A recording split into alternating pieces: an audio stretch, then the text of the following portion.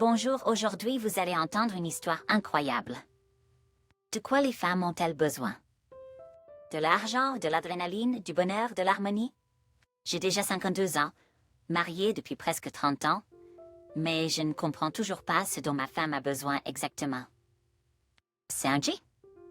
J'ai grandi dans une famille travailleuse. Mes parents m'ont appris, ainsi que mon frère, à travailler dès un jeune âge. Bien sûr, dans ma jeunesse, nous étions habitués à l'idée qu'il suffisait de travailler pour gagner quelque chose. Après mon service militaire, j'ai trouvé un travail qui me plaisait. Depuis un jeune âge, j'avais une passion pour les voitures et j'ai rapidement appris à identifier et à réparer n'importe quel problème. J'aime toujours être sur la route. C'est un moment paisible pour réfléchir à la vie tout en admirant les beaux paysages de notre pays.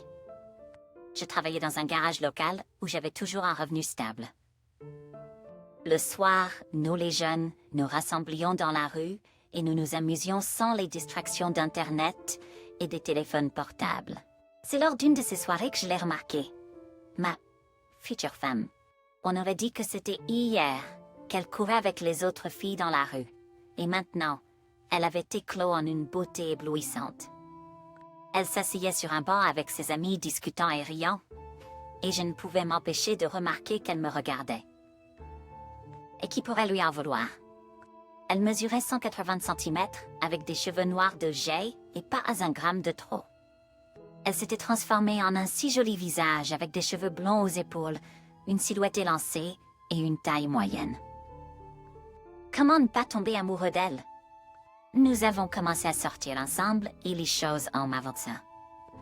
Après seulement 4 mois, nous avons découvert que Margarita était enceinte. J'étais son premier et unique partenaire. Elle était si inexpérimentée dans ces domaines qu'elle pensait que sa grossesse était simplement une prise de poids normale. Bien sûr, j'ai décidé de l'épouser et nous étions tellement amoureux attendant avec impatience l'arrivée de notre fils. Il est né un beau matin ensoleillé à l'automne, et cela reste l'un des jours les plus heureux de ma vie.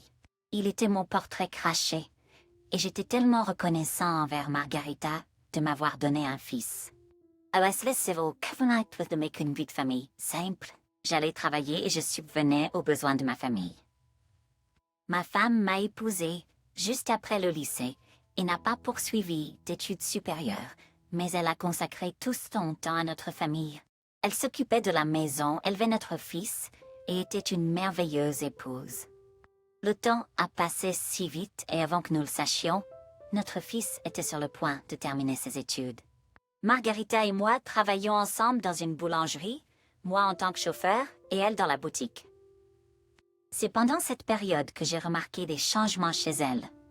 Parfois, après une longue journée de travail, nous nous offrions un verre de bière à la maison. De l'autre. Nous pouvions également passer du bon temps avec nos collègues, car la plupart d'entre eux étaient de notre âge. Cependant, le comportement de ma femme a changé lorsqu'elle a commencé à boire. Elle m'accusait souvent de trahison imaginaire et de ne pas subvenir à ses besoins, comme elle le voulait. Cela était dû à sa relation étroite avec une collègue de l'atelier, Natalia.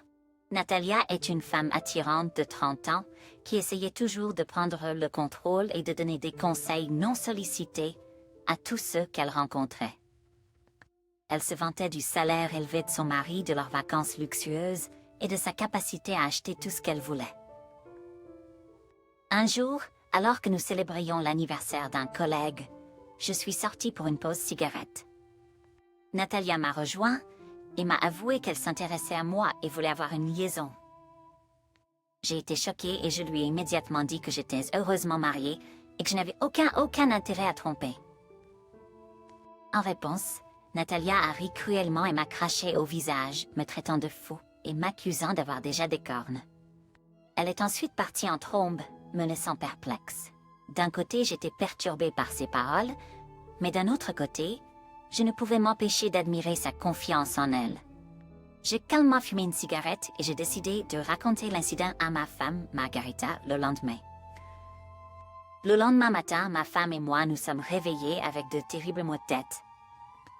Nous avons décidé de nous offrir de l'alcool pour soulager nos gueules de bois car c'était notre seul jour de congé de la semaine.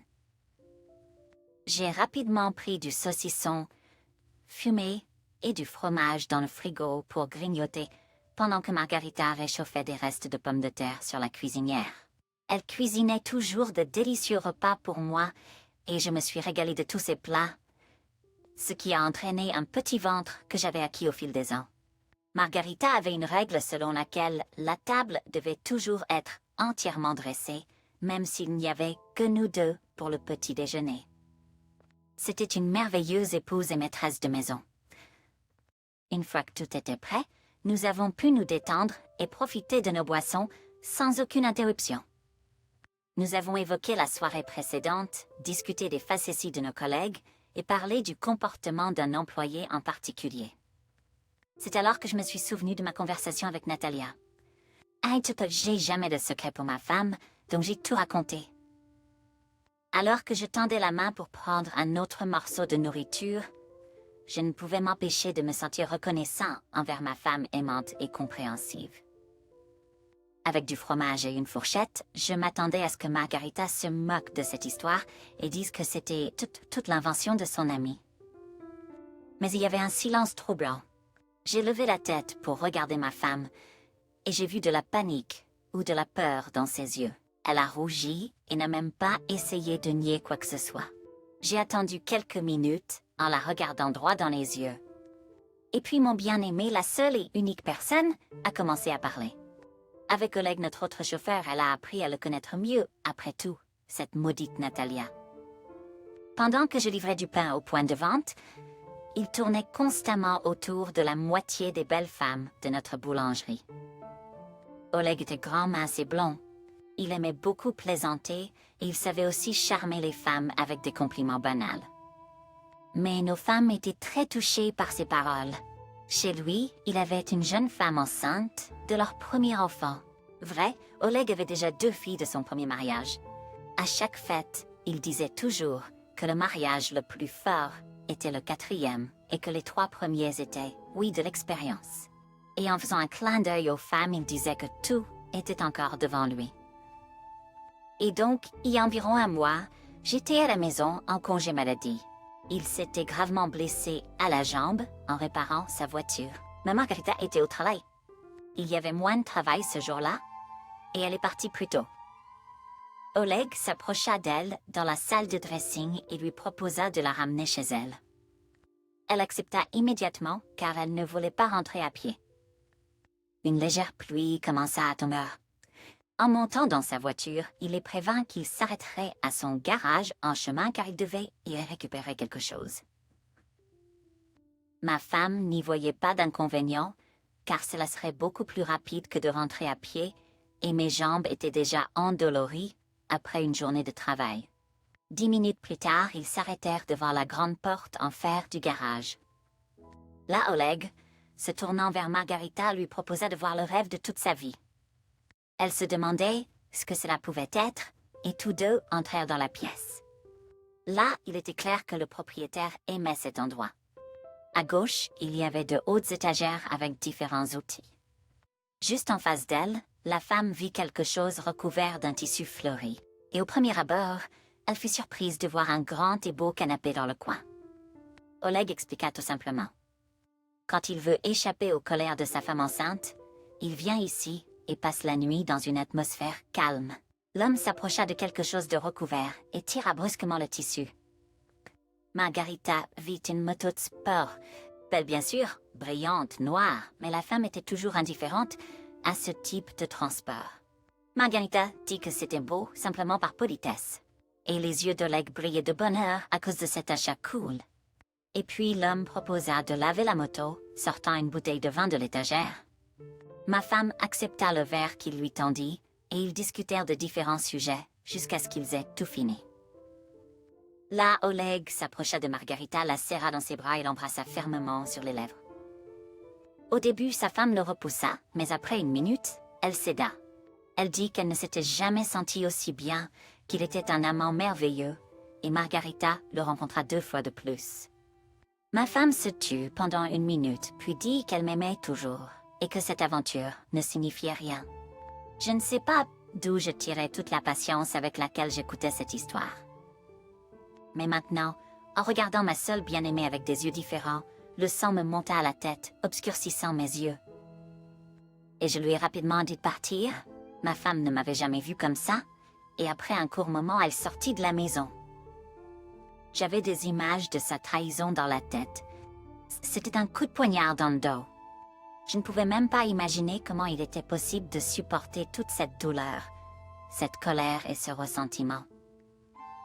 Une chaise en bois se trouvait sous ma main et je l'ai complètement brisée sur le sol. Je suis sortie dans la cour, mais Margarita était introuvable et le téléphone était dans la maison. Je ne savais pas où elle était à ce moment-là, Léo. J'ai fumé la moitié d'un paquet de cigarettes et je suis retournée dans la maison. Je savais pas comment me calmer. D'abord, je suis allée dans notre chambre, mais je suis partie presque immédiatement, car elle me semblait maintenant un peu sale. Puis, je me suis assise dans le salon et j'ai pris notre album photo de famille. J'ai passé beaucoup de temps à réfléchir à ma vie, en feuilletant les pages de nos événements heureux. Je confesse à ce moment-là, je ne voulais pas vivre. Mais j'ai toujours un fils qui a besoin de moi. Ma femme est venue à la maison le soir. J'avais déjà pris la décision de vouloir garder ma famille. Je lui en ai parlé et j'ai ajouté que j'essaierais de lui pardonner.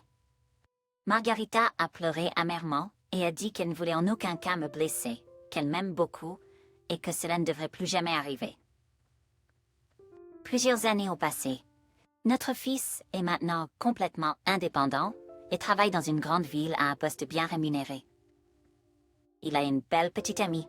Ma femme et moi rêvons de petits-enfants. Tout va bien, et même si nous avons encore nos disputes, nous trouvons toujours un moyen de nous réconcilier. Je me souviens rarement de cet incident maintenant. Ce matin, ma sœur m'a appelé et m'a demandé de venir travailler rapidement. Vika travaillait comme vendeuse dans une boutique de fleurs. En face d'elle se trouvait une épicerie où travaillait mon bien-aimé. J'ai couru vers ma sœur aussi vite que possible. Elle m'a regardé avec inquiétude, a pris ma main et m'a conduit à l'épicerie. Nous nous sommes arrêtés au coin de la rue et j'ai regardé prudemment autour du coin. Maritka embrassait un chauffeur à 20 mètres de moi. Sa main était sur ses fesses.